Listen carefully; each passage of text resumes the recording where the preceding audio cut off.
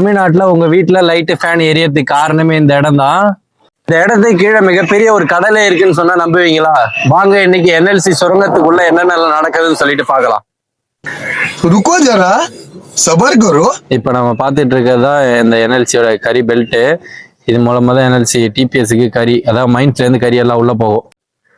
வணக்கம் மக்களே, நான் உங்கள் RG Raj. Welcome back to RG Raj vlogs. இன்னைக்கு எங்க வந்திருக்கோம்னா நம்ம தமிழ்நாட்டுக்கு கரண்ட் சப்ளை கொடுக்குற என்எல்சி மைன்ஸ் ஃபீல்டுக்கு தான் வந்திருக்கோம். இதை பத்தி ஃபுல் காணொலி தான் பார்க்க போறோம். எல்லாரும் கண்டிப்பா ஸ்கிப் பண்ணாம ஃபுல் வீடியோ பாருங்க. இதுதான் அந்த கன்வேயர் பெல்ட், அதாவது மைன்ஸ்ல இருந்து கரியெல்லாம் வெட்டி டிபிஎஸ்க்கு எடுத்துட்டு போற வழி. இது மூலமா தான் என்எல்சி உள்ள கரி போகும். இது கிட்டத்தட்ட பயங்கரமான வேகத்துல சுத்திக்கிட்டே இருக்கு. 24 மணி நேரம் சுத்திக்கிட்டே தான் இருக்கும். கன்வேயர் பெல்ட் ஓடிக்கிட்டு இருந்ததுன்னா பயங்கரமான வேகத்துல சுத்திட்டு இருக்கும். ஆனா இன்னைக்கு ஓடல, மழை பெஞ்ச காரணத்தினால.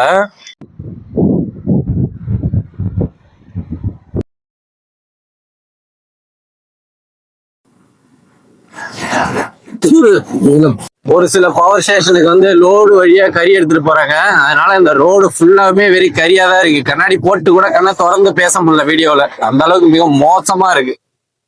பாருங்க, ராட்சத மிஷின். Very good. எல்லாரும் ஜோரா ஒரு கை தட்டுங்க. அதெல்லாம் தட்ட முடியாது. ரைட் விடு. இதை வச்சுதான் கறி மண்ணு எல்லாமே வெட்டி உள்ள இருந்து எடுப்பாங்க. இது பேர் பக்கெட் வீல் எக்ஸலேட்டர். எவ்வளவு பெரிய மிஷினா இருக்குன்னு பாருங்க மக்களே, எவ்வளோ பெருசா இருக்கு.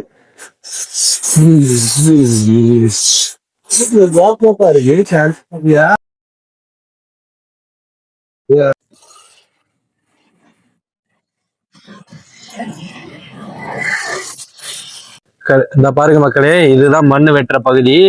இதுல மண்ணு வெட்டி அந்த பின் பக்கத்துல இதோட ஃபர்ஸ்ட் மண்ணை தான் வெட்டி எடுப்பாங்க உள்ள இருந்து. இது வழியா தான் மண்ணு கீழே கொட்டும். அது உள்ள இருந்து லாரியில கன்வேயர் பெல்ட் மூலமா வெளியில வந்துடும். எவ்வளோ பிரம்மாண்டமா இருக்கு பாருங்க மெஷின். இது புதுசா உள்ள இறக்க போறாங்க மைன்ஸ் உள்ள.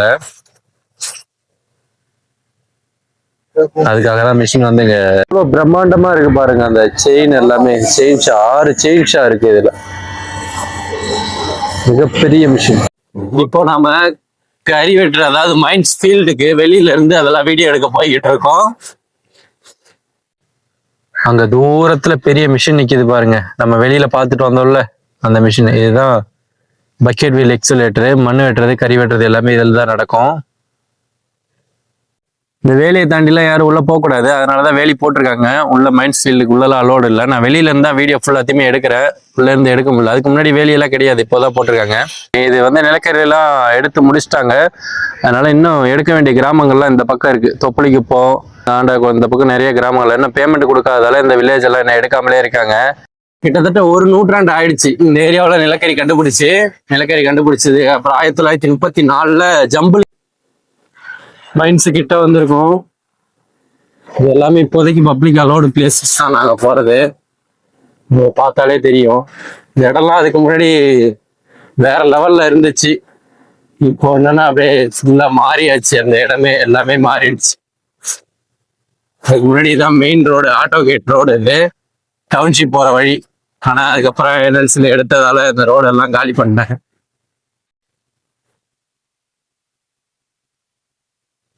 பார்த்தாலே தெரியும், ஃபுல்லா மைன்ஸ் ஃபீல்டு தான்.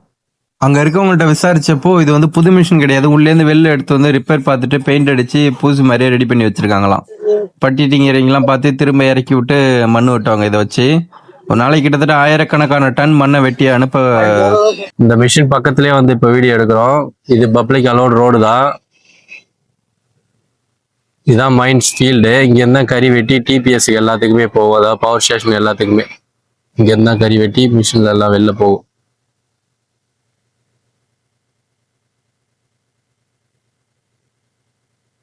இருக்க இடம் தான் பிளாக் கோல்டு, அதாவது பழுப்பு நிலக்கரின்னு சொல்ற இந்த இடம் ஃபீல்டு.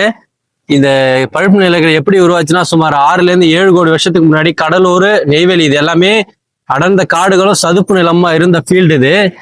அப்போ வந்து 6 to 7 கோடி வருஷத்துக்கு முன்னாடி வெள்ளம் வந்தப்போ இது எல்லாமே வெள்ளத்துல மூழ்கி மண் லேயர் போட்டு மூடி காலப்போக்கில் இது எல்லாமே பிரவுன் கோல்டா, பழுப்பு நிலக்கரி லிக்னைட்டா மாறி போயிடுச்சு.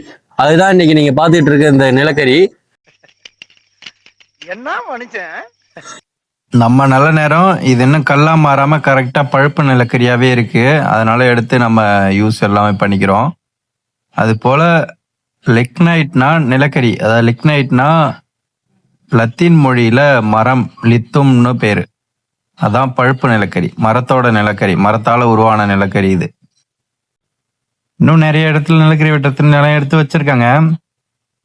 அதெல்லாம் அடுத்து தோண்ட ஆரம்பிச்சிருவாங்க. இது இல்லாம மைன்ஸ் 2ன்னு சொல்லிட்டு அந்த பக்கம் ஒரு இடத்துல இருக்கு. அங்க வந்து போக முடியாது. இது வந்து ரோடு ஓரத்திலேயே இருக்கிறதால ஈஸியா பார்க்கலாம். அந்த பகுதி வந்து போக முடியாது. ஒர்க்கர்ஸ் ஒன்லி அங்க போகலாம். மற்ற யாரும் போயிட்டு வீடியோலாம் எடுக்க முடியாது. ஸோ அதனாலதான் இங்க இருந்து வீடியோ எடுத்திருக்கேன். நம்ம இப்ப நின்றுட்டு இருக்க இடம் இன்னும் கொஞ்சம் நாள்ல எடுத்துருவாங்க. இன்னும் பேமெண்ட் எதுவும் கொடுக்க அதெல்லாம் ஸ்டாப் பண்ணி வச்சிருக்காங்க நிறைய வில்லேஜஸ். அது எல்லாத்தையும் எடுத்து காலி பண்ணிடுவாங்க இன்னும் கொஞ்ச நாள்ல. 4 வகை நிலக்கரி இருக்கு. இதான் ஃபர்ஸ்ட் குவாலிட்டி, அதாவது ஃபர்ஸ்ட் ஸ்டேஜ் பழுப்பு நிலக்கரி மட்டும்தான். எக்ஸாம்பிளுக்கு எப்படி சொல்லணும், நம்ம குக்கர்ல அரிசியை போட்டு எப்படி வேக வைக்கிறோமோ அதை போல ஒரு 6 to 7 கோடி வருஷத்துக்கு மரத்தை போட்டு வேக வச்சா அதுல கிடைக்கிறதா நிலக்கரி.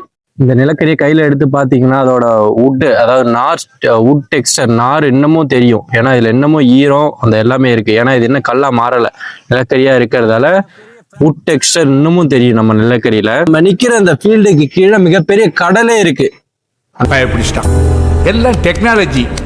அந்த கடலை எப்படின்னா இந்த நிலக்கரியில கீழே மிகப்பெரிய கடலே இருக்கு. நிலக்கரி தோண்டி சுரங்கம் தோண்டி எடுக்கும் போது மிகவும் ஜாக்கிரதையா எடுக்கணும். இல்லைன்னா இந்த ஃபீல்டு வெடிச்சு உள்ளேருந்து தண்ணி வந்து சுரங்கம் மொத்தமும் முழுகிறதுக்கான வாய்ப்புகள் இருக்கு. 1 டன் நிலக்கரி எடுக்கணும்னா கிட்டத்தட்ட 10 to 15 டன் தண்ணியை இதுல இருந்து வெளில அனுப்பணும். இந்த பம்பு அங்க தூரத்துலாம் இருக்கு பாருங்க, அந்த பம்பு வழியா தான் வெளில போகும். இந்த தண்ணி எல்லாத்தையுமே நெய்வேலி சுத்தி இருக்க விவசாய கிராமங்களுக்கு தான் இந்த தண்ணி எல்லாமே யூஸ் ஆகும். அப்படின்னா யோசிச்சு பாருங்க, 1 டன் நிலக்கரி எடுக்க 10 to 15 டன் கிட்டத்தட்ட தண்ணியை மட்டுமே வெளியேற்றுறாங்க. அது மட்டும் இல்லாம மண் எல்லாமே கன்வேயர் பெல்ட் மூலமா இந்த பக்கம் பெரிய பெரிய மலைகளா குவிச்சு வச்சிருவாங்க. சுத்தி பாத்தீங்கன்னா உங்களுக்கு தெரியும், பெரிய பெரிய மலைகளா குவிச்சிருவாங்க. அதுக்கப்புறம் தான் கறி மட்டும் கன்வேயர் பெல்ட்ல அமிச்சு அந்தந்த ஸ்டேஷனுக்கு, அதாவது TPS2 இல்ல மற்ற லாரிகளுக்கு எங்கெங்க ஸ்டாக் வைக்கணுமோ அங்கங்க ஸ்டாக் வச்சுப்பாங்க. நிலக்கரி இருக்குன்னு ஃபர்ஸ்ட் எப்படி கண்டுபிடிச்சாங்க, 1934 ஜம்பலிங்க முதலன்னு சொல்லிட்டு ஒருத்தர் அவரோட கொள்ளையில போர் போடக்குள்ள தண்ணி கருப்பா வந்திருக்கு. அதை எடுத்துட்டு போயிட்டு டெஸ்ட் பண்ணப்போ நிலக்கரி கண்டுபிடிச்சிருக்காங்க. வெள்ளக்காரங்கள்ட்ட சொன்னப்போ அதை அவங்க கண்டுக்கல.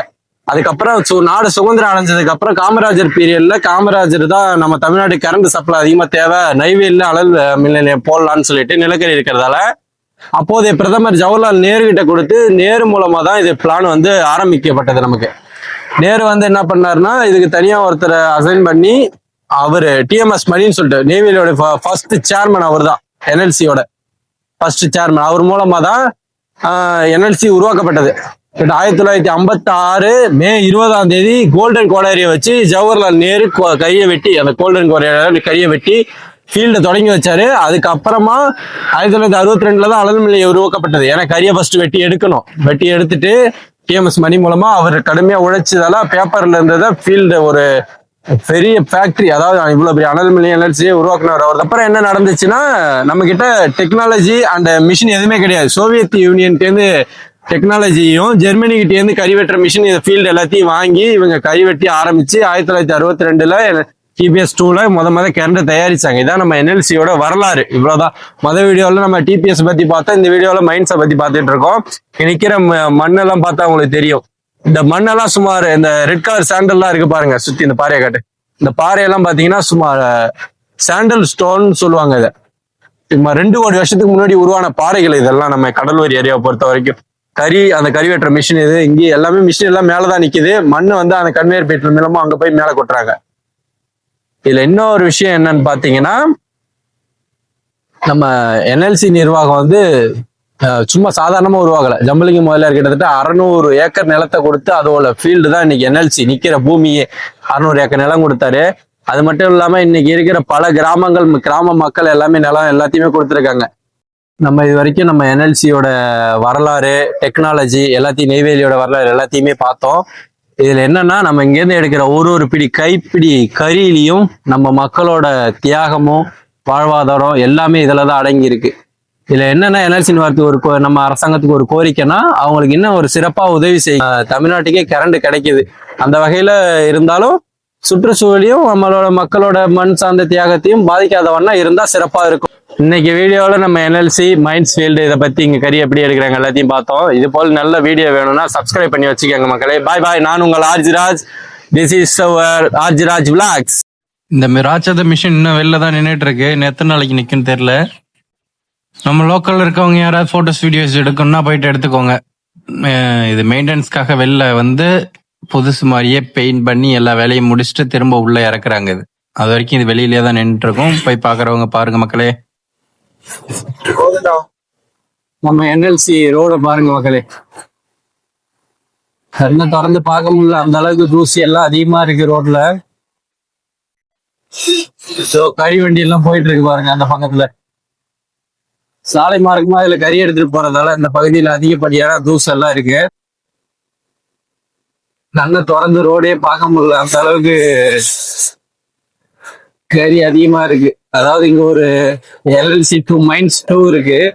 மைன்ஸ் இப்ப நம்ம பார்த்தது மைன்ஸ், அது மைன்ஸ் 2 வந்து நெய்வேலிக்கு தெற்கால பக்கம் இருக்கு. அதாவது தம்மாபுரம் மலைமாரி இந்த பக்கத்துல இருக்குது மைன்ஸ் 2. இது நம்ம இப்ப வீடியோ எடுத்ததெல்லாம் மைன்ஸ் 1 இது அப்போ எடுத்தது. இந்த கேட் வழியா இங்க இருந்துதான் கறி எல்லாமே வெளில வரும். பாருங்க, இந்த கேட் வழியா இங்க இருந்தா கறி எல்லாமே வெளில வரும். இந்த ரோட்ல இந்த கறி ஏத்திட்டு போறதால இந்த ரோட்ல மண்ணு படிஞ்சிட்டு, அதாவது இங்க உள்ள இருக்கிற பவர் பிளான்ட்டுக்கு எல்லாமே ரோடு மார்க்கமா தான் கறி போகுது, கன்வேயர் பெல்ட்ல போகாது. அதனால இந்த ஏரியாவில கறி அதிகமா இருக்கு.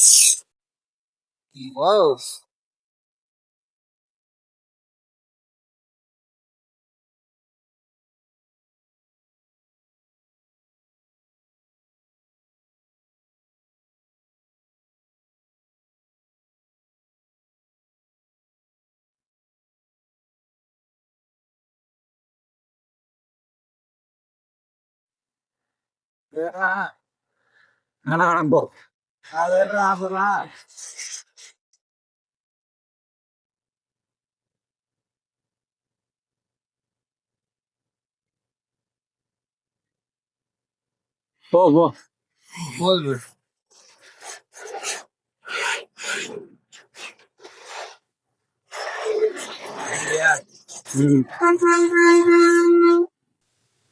நம்ம நெய்வேலி டு விருதாச்சலம் சாலை மக்களே, இன்னும் கொஞ்சம் வருஷம் கழிச்சு இந்த ரோட்லாம் எப்படி மாறி இருக்குன்னே தெரியாது. ஏன்னா இப்பயே இது ரோடு மாறிடுச்சு. ஸோ சேவ் பண்ணி வச்சுக்கோங்க, அந்த ரோடு எப்படி இருக்குன்னு பாருங்க. இன்னும் கொஞ்சம் வருஷம் கழிச்சு சிங்கிள் ரோடா இருந்துச்சு, இப்ப 4 வே போட்டாங்க, அதாவது 2 லேன்ஸ்.